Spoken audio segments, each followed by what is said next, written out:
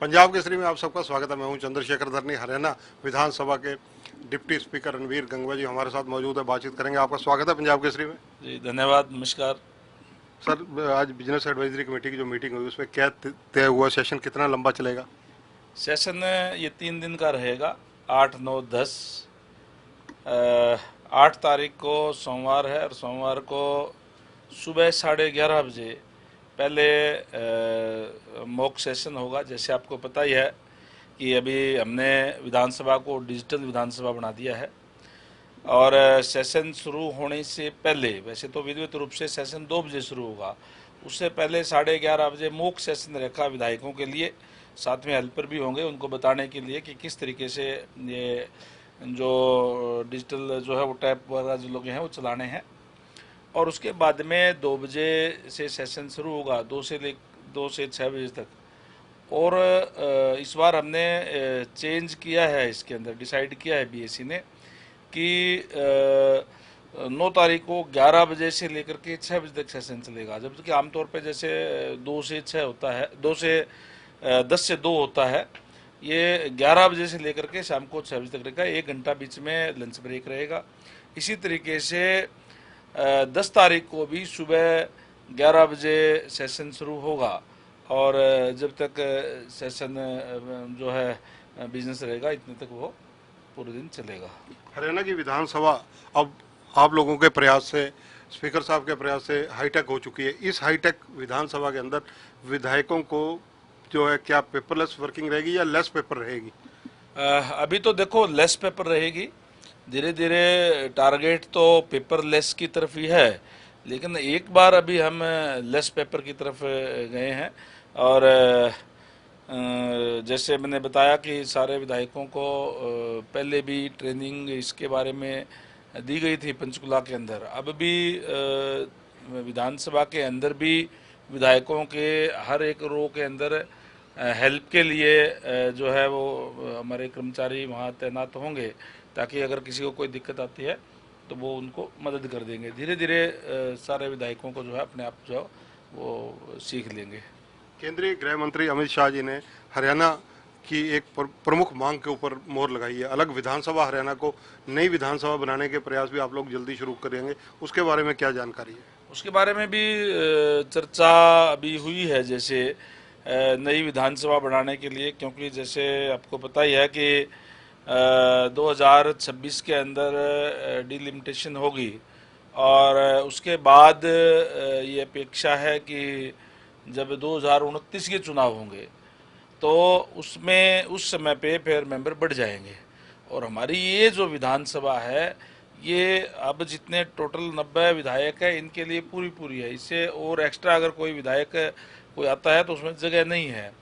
इसके लिए अभी सोच विचार पूरा उस पर चल रहा है, काम चल प्रोसेस के अंदर है और जल्द ही उस पर सारी प्रक्रिया पूरी करके नई विधानसभा भी जो बनेगी। पंजाब के पास हरियाणा का 13% हिस्सा है, जो पंजाब और हरियाणा जब ज्वाइंट था तब का अभी तक मिला नहीं है। तो उसको लेने के लिए प्रयास कहाँ तक आगे बढ़े? उसके लिए भी हमने पंजाब विधानसभा से भी बात की थी, स्पीकर साहब ने भी स्पीकर साहब से भी उनके बात की थी, फिर सेक्रेटरी लेवल पे, ऑफिसर लेवल पर भी बात हुई थी, लेकिन अब तक वो मामला पेंडिंग है। और वो भी हमारा प्रयास है कि हम अपना जो हिस्सा है वो हम लें, ताकि हमारे लिए जहाँ बैठने की और की जो दिक्कत है वो ना हो। और विधानसभा कहाँ बनेगी, क्या बनेगा, वो अभी उसके बारे में भी सोच विचार चल रहा है कि विधानसभा इसी को के साथ कोई अगर बन जाती है या फिर अलग से जगह का जो है ऑफर माननीय अमित शाह जी ने, गृह मंत्री जी ने भी दिया है, उस पर भी अभी जो पूरा विचार चल रहा है। अगर इसके अलावा चर्चा की जाए, क्योंकि जब विधायक हाईटेक परंपरा की ओर बढ़ेंगे तो निस्संदेह उन्हें ट्रेनिंग और इस तरफ भी आपका ध्यान जाएगा। निरंतर हमारे यहाँ नीचे ट्रेनिंग की जगह भी बनाई हुई है। हमारे कर्मचारी अधिकारी हमेशा तैनात रहते हैं, कोई भी विधायक कभी भी आकर के उसके बारे में जानकारी हासिल कर सकता है और अपना नॉलेज बढ़ा सकता है उसके लिए।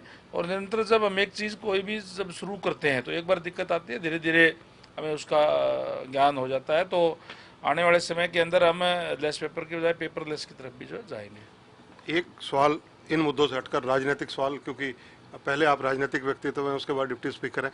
कुलदीप बिश्नोई कांग्रेस की सदस्यता छोड़ने के लिए कल रिजाइन देने आ रहे हैं, तो उस पर आपकी टिप्पणी? देखिए, कल वो रिजाइन देने आ रहे हैं। निश्चित तौर पर भारतीय जनता पार्टी के अंदर जहाँ तक जो मीडिया से और से पता चला है, शीर्ष नेतृत्व से भी बात हुई है, अच्छी बात है, स्वागत है उनका। आज भारतीय जनता पार्टी की नीतियों से प्रभावित होकर के अनेक लोग भारतीय जनता पार्टी के साथ जुड़ रहे हैं।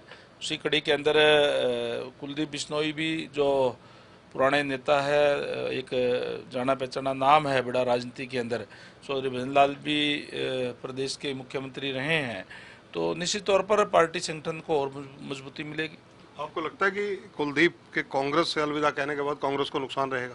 कांग्रेस पार्टी तो मैं आपको बताऊं, मेरे हिसाब से एक तरीके से लीडरलेस हो गई है। पार्टी के अंदर कोई ऐसा नेतृत्व विहीन एक तरीके से है, और कोई भी संगठन, कोई भी पार्टी नेतृत्व के बगैर चल नहीं सकती। कोई छोटा मोटा संगठन नहीं चल सकता, पार्टी कहाँ से चलेगी?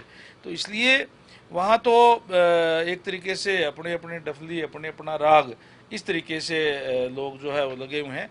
और उसी को देखते हुए आज निरंतर लोग, जहाँ देश की और प्रदेश की जनता ने उनको नकारने का काम किया है, उनमें विश्वास एक तरह से समाप्त हुआ है। वहीं आदरणीय नरेंद्र भाई मोदी जी के नेतृत्व में लगातार लोगों का एक विश्वास बना है, और आज भारतीय जनता पार्टी लोग जो है ज्वाइन कर रहे हैं। और जहाँ तक कुलदीप बिश्नोई जी की बात है, जहाँ से मैं चुनाव लड़ता हूँ, वहीं से मेरे तो पड़ोस के क्षेत्र से ही वो चुनाव लड़ते हैं, और उनके परिवार ने भी मेन जो है वो मेरे सामने भी उन्होंने ही वहाँ चुनाव लड़ने का काम किया। और वो जब हम इकट्ठे होते हैं तो ताकत और ज़्यादा बढ़ेगी, स्वाभाविक है। धन्यवाद। तो ये हैं डिप्टी स्पीकर हरियाणा। इनका कहना है कि कांग्रेस नेतृत्व वहीन हो चुकी है। दूसरी तरफ जो हाईटेक हो रही है हरियाणा विधानसभा, उसको लेकर विधायकों को निस्संदेह प्रशिक्षण देने का कार्यक्रम भी विधानसभा के द्वारा चलवाया जाएगा, इसकी जानकारी भी उन्होंने दी। कैमरामैन संजय सिंह के साथ चंद्रशेखर धरनी, पंजाब केसरी टीवी, चंडीगढ़। हमसे जुड़े रहने के लिए हमारे YouTube चैनल को सब्सक्राइब करें और नई वीडियो की नोटिफिकेशन के लिए बेल आइकॉन को दबाएं। अगर आप ये वीडियो Facebook पर देख रहे हैं तो लाइक जरूर करें और ज्यादा से ज्यादा शेयर करें। धन्यवाद।